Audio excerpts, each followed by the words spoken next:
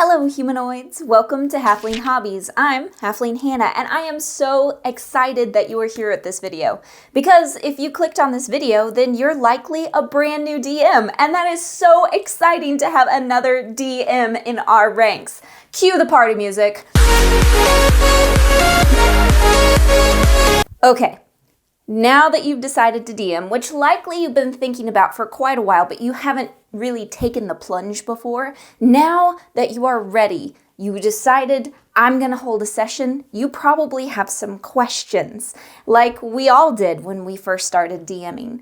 We all start out as blank slates, not quite sure exactly what to do or what we should be doing. We're all often big balls of inferiority complexes, wondering if our players are actually having fun, wondering if we're doing it right, wondering if we're doing something wrong. Well, here I have 10 questions that all new DMs ask, and we're gonna answer them today. So, here we go.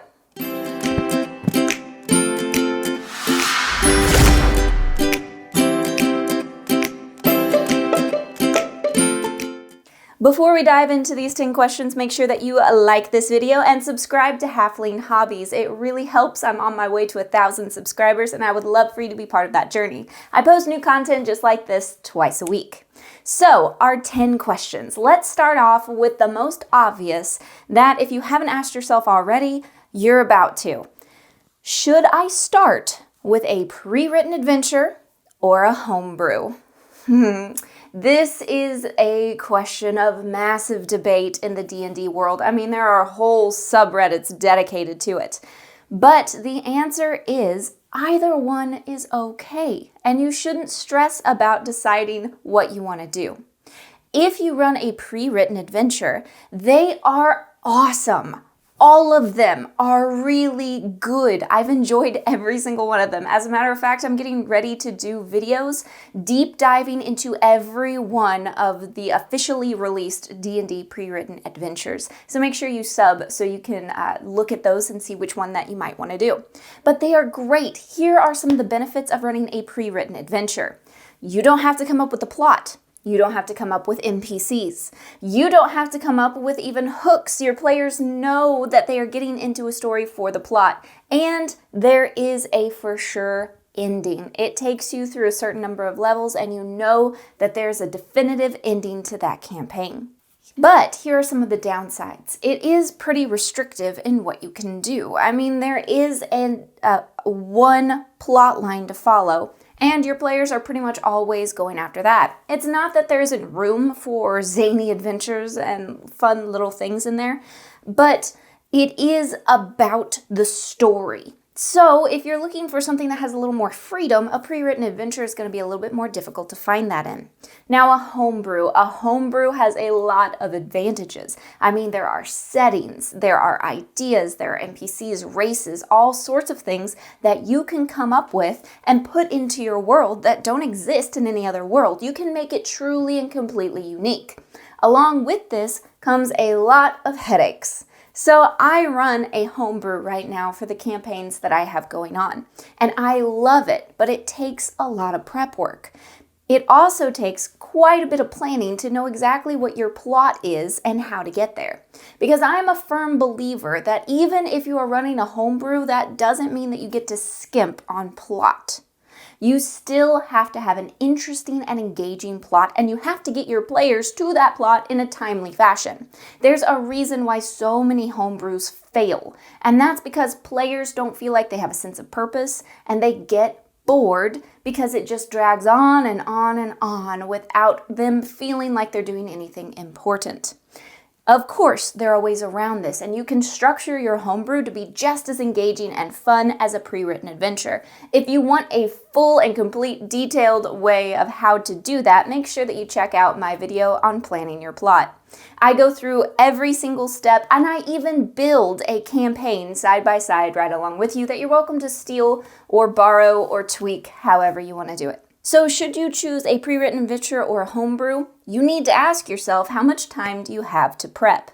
If the answer is I have very little time to prep, then I would suggest you go with a pre-written adventure. They are very, very easy to run. You simply need to read through the material and you're good to go for the night. However, if you are highly creative, very excited about an idea, and you have some time to do some prep work, a homebrew could be a great option for you. Question number 2, how long should I plan a session to be? This is a great question. A lot of people have heard stories about like 8-hour D&D sessions. Your sessions on a weekly basis should not be this long unless you simply have the time for it, and then gosh, I wish I had your life. Most of the time for a weekly session, you should plan between 2 to 3 hours. This should be enough time to get through a block of a pre-written adventure or through a good chunk of your own adventure. This allows player characters to move through, have some combat encounters, as well as progress the storyline on a weekly basis. So I plan for 2 to 3 hour sessions. Question number 3, how long does a campaign take to run? Well, this really depends on how many times you're going to be meeting. If you're meeting on a weekly basis, you can plausibly get through a campaign adventure in 5 to 6 months. If, however, you're meeting on a bi-weekly basis, you're meeting every other week, it could take longer, could take up to a year. I suggest that a year be your cap for your story or your campaign. While some players love it and it can be highly entertaining to play the same character for multiple years at a time, for a lot of players this is going to get stale and boring. So you want to have a definitive endpoint to your campaign that is within grasp. A year is pretty long, but most D&D players expect that and will stick around for that amount of time. Once you finish one campaign, your players can create new characters and you can start another one if that's what you want to do. If players have other obligations, things, then they can bow out at that point and they don't feel guilty for leaving the party in the middle of the story. So make sure that you communicate that your story does have an endpoint and about where you think that endpoint might be. Question number 4, how do I make NPCs? This is a great question and one which DMs struggle with even when we've been doing it for years. NPCs can be the bane of our existence, but they are so important to your story, and oftentimes your players are going to remember NPCs over your story, which is awful, but it's just true. It's how it works. So how do you create an interesting NPC? Well, I have an entire article that walks you through step by step on how to do that at Halfling Hobbies. But here are the things that you need to focus on if you're just looking for some quick ideas. They need to have an actual personality. This means they need to have flaws and quirks and things about them that are interesting. This can be anything from having a stutter to speaking extremely slowly to being hard of hearing. Anything like that helps the NPCs stand out in people's minds. Next, if you are role-playing your NPC, then they need to be important to the story in some way, or at least have some kind of little side quest attached to them. I don't really even bother role-playing every single tavern owner or every single stall vendor that they go to unless that NPC is important for some reason. I do this for 2 reasons. 1, my sanity. I can't do every tavern owner. I can't do it. I'll lose it. I can't. Sorry, that was a little violent. Second is your players don't always know who is important and who is not. And they can sometimes feel gypped if they're wasting their time on an NPC that actually isn't important to the story at all. So by having a system, I don't even tell my players I have the system, they just kind of figure it out. If I am role-playing an NPC, that NPC is important. My players have picked up on this without me ever telling them that it's one of my rules. So if I role-play them, they're important, either to the story or because they have some kind of side quest that they can do. Don't kill yourself over NPCs. Not every single interaction requires you to roleplay. If it's a simple, mundane task, like they want to go buy shoes or something, you don't have to roleplay that. Just say, that's easy enough to do, it'll be this amount of money. However, if that same cobbler happens to be a fence for the local black market that your players have been looking for, roleplay that situation and hint that he might be hiding something. Maybe some shady person is leaving as they're coming in, to give them a clue that, ooh, something interesting might happen here. Otherwise, skip over it, get through that. Not everything has to be roleplayed. Also, within that same realm of NPCs, the next question is, do I have to do NPC voices? No, you don't. I have had so many people who would be fantastic DMs tell me, I don't want to be a DM because I can't do the voices. No! You don't have to do them. You don't have to do accents. You don't even have to do anything with them.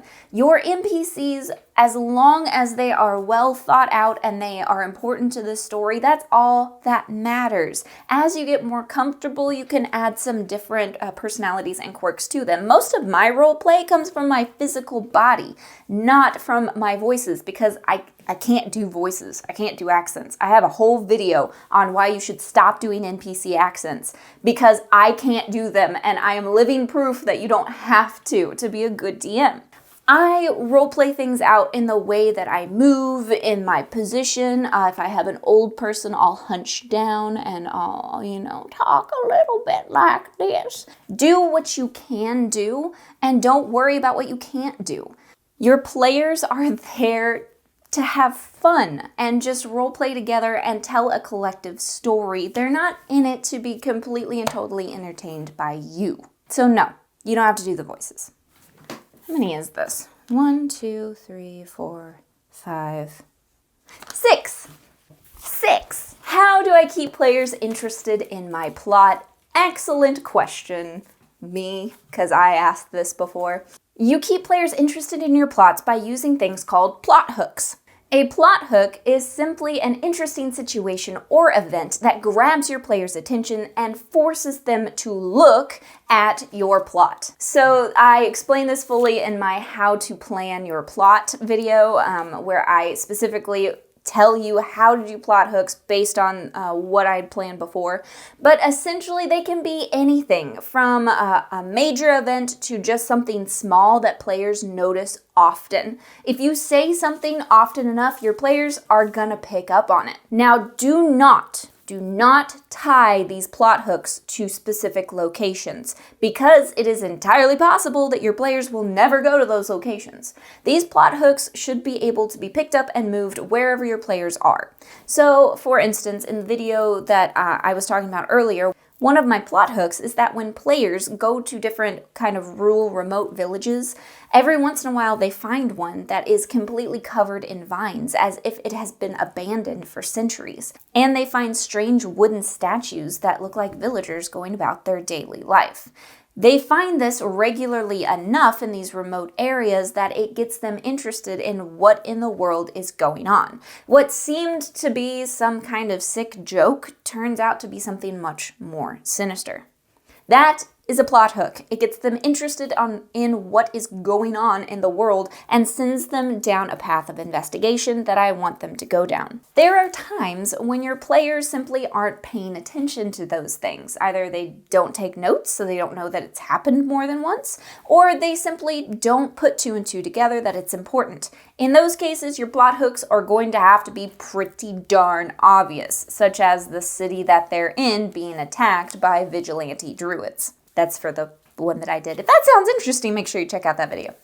So whether they're super subtle or super in your face, plot hooks are how you keep your players interested in your plot and move your story along. Next up, 7.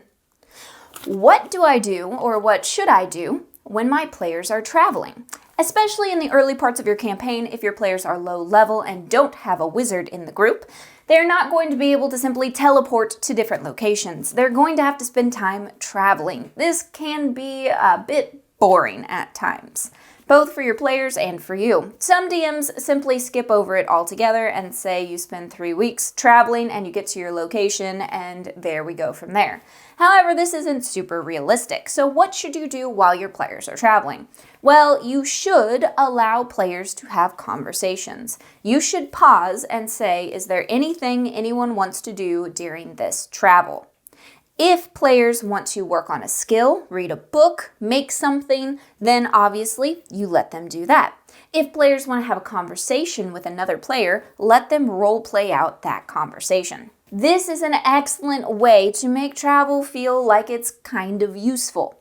Next, you can have encounters and events while traveling. While I do not suggest that you make them roll for every single night that they're traveling, perception checks and blah, blah, blah, because that could turn into a whole campaign on its own. I do suggest that occasionally you have a set of random events or random encounters that could happen. Now, there are some online resources. I've made something that looks like this. I have several pages of this for different locations and areas. I have mountains, forests, plains, cities, all sorts of stuff. I roll a d6 to see what random event happens. That event then unfolds. It provides a little breakup and makes them feel like some interesting things are happening while they're traveling. But I suggest not doing this more than maybe 1 or 2 times during a full travel, unless it's like months long of travel, in which case you should probably break that up. Like you travel here, something happens here, then you travel another leg of the journey, and so on and so forth. Number 8, how do I know when to tell my players to roll their dice? As a new DM, it can be very intimidating to tell your players to roll something, especially when you're not sure if they need to or not. Well, here's a good rule of thumb. If they're trying to do something that you think requires some kind of skill, then you should have them roll a check based on what they're doing. Always have your players tell you what they want to accomplish. Do not allow players to say, "Can I roll this check?" Veteran players will try and do this one all the time. They don't want to tell you what they're actually trying to do. They want to roll first and then tell you what they want to do. Don't let that happen at the table. Always say, "Tell me what you want to do and I will tell you what to roll," because it depends on the situation. But good rule of thumb, if they're trying to do something that requires any level of skill, have them roll. If, on the other hand, they're doing something that pretty much anyone could do, don't have them roll for it. There's nothing worse than having to roll for every single thing that you do. And I even take proficiencies into this. If I have a player that is trying to do something that they are proficient in, most of the time, I don't even have them roll for it as long as it is something fairly mundane within that skill level. For example, if a brewer is trying to determine like how good wine is, they don't need to roll for that. They simply know based on their experience. As I would know if I sniffed a glass of wine and tasted it and knew if it was absolute poop or not. If you want to know about tools, like brewer's tools, got a video for that too. Number 9. How much is gold worth? Didn't know this one when I started. I severely undervalued gold when I first started. You should look at gold as the daily wage for most common working people. Undervaluing gold can quickly make your players able to buy anything and make your campaign way less difficult. Which is great if that's how you want to run your campaign, but in my campaign, things are a little more difficult to get a hold of, and gold is not exactly the most common thing in the world. There are lots of other rewards for your players, though. You can use magical items, you can use gems, scrolls, books, jewelry, artwork. There are all sorts of rewards that you can give your players that aren't gold, so that gold stays a valuable currency. And then finally, number 10. How often should I run encounters in my sessions? Well, again, it depends. If you're running a pre-written adventure, it will tell you when encounters happen and you don't have to worry about it. Another benefit of pre-written encounters. If you're running your own, then you kind of have to feel out that pace. Are your players the type who love dungeon crawls and love monster hunts and want them all the time? Then once per session probably is a good number for you. However, if your players like role play more than they like fighting, and they like intrigue and investigation and figuring things out, then I would say you should do an encounter once every 2 or 3 sessions. In my current campaigns, I do an encounter every other session. Encounters are very long. They can take between 1 to 2 hours to complete. So if you're running an encounter, that is pretty much all you're going to do that session, and you need to have that in mind. Or you're going to have a really, really long session.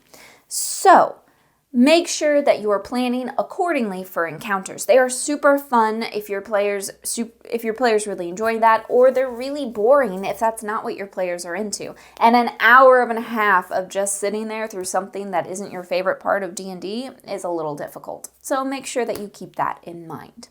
If you are a brand new DM and you are looking for resources to make this whole thing a whole lot easier, make sure to check out my NPCs for RPGs. This is something that I made for myself for my own campaigns and loved it so much that I wanted to share it with everyone. In here you get 25 pre-made NPCs with beautiful artwork, side quests, personalities, items, the whole bit. This is an invaluable resource for a new dungeon master, so make sure you go over and check that out. It's down in the description below. If you're a new DM and you have questions, please put them down in the comments below. I'll answer them in another video. I plan to make more videos like this to answer questions that new DMs have. Remember, no question is too silly. We've all been there before. We all had so many questions when we first started. So if you have any questions at all, put them down in the comments below and I'll answer them in an upcoming video. And until next time, my friends, may your game have advantage. Halfling Hannah here, signing out.